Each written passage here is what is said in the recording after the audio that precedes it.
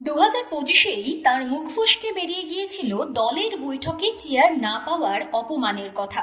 বছরের শেষ দিনে অমিত শাহের বৈঠকে ডাক পেয়ে কি অভিমান একটু হলেও ঘুচল সেই প্রাক্তন রাজ্য বিজেপির সভাপতি দিলীপ ঘোষের?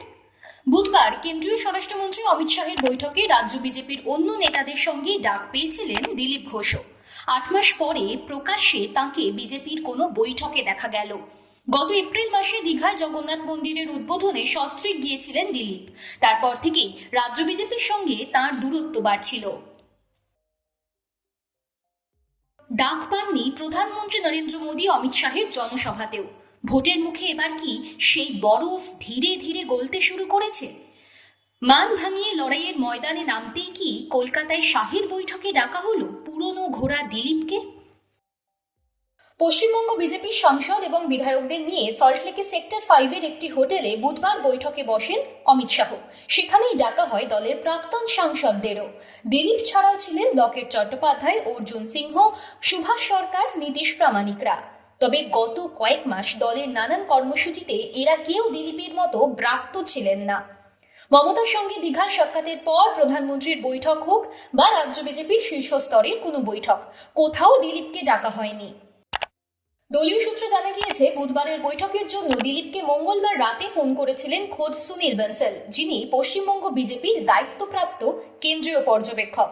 এর আগে মুরলীধর সেন লেনের দপ্তরে দিলীপ যখন মূলত দলের পুরনো নেতাদের নিয়ে বিজয় সম্মেলনের আয়োজন করেছিলেন, তখন কৌতূহল দানা বেঁধেছিল, তবে কি ফের বোধন হতে চলেছে তার?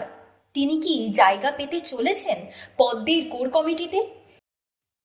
সেই জল্পনা গত মাস চারেকে বাস্তবায়িত না হলেও এবার এহেন গুরুত্ব সহকারে শাহী বৈঠকে দিলীপ ডাক পাওয়ায় প্রশ্ন উঠছে। অবশেষে কি হতে চলেছে ঘোষবাবুর প্রত্যাবর্তন? 2026-এর লোকসভা ভোটে তার কেন্দ্র বদল এবং তার পরবর্তীতে কীর্তি আজাদের কাছে হারের ক্ষতে প্রলেপ না পড়া দিলীপ মাঝে মধ্যে বেসুরো হয়েছেন বটে। তবে দল ছেড়ে যাওয়ার জল্পনাকে যেমন প্রশ্রয় দেননি, তেমনি বারবার বলেছেন দল যা দায়িত্ব দেবে তিনি তা পালন করবেন। দলের সফলতম রাজ্য সভাপতিকে সেই দায়িত্ব দেওয়ার পালা কি অবশেষে এলো শাহের বৈঠকে আমন্ত্রণের হাত ধরে? বুধবারের বৈঠক শেষে বেরোনোর পর সাংবাদিকরা ঘিরে ধরেছিলেন দিলীপকে। তবে তিনি শুধু জানিয়েছেন যা বলার দল বলবে। 2026 সালের ভোটের আগে রাজ্য বিজেপির কোনো গুরুত্বপূর্ণ দায়িত্বে দেখা যাবে তাকে? দিলীপের সতর্ক উত্তর, সেটা দল বুঝবে।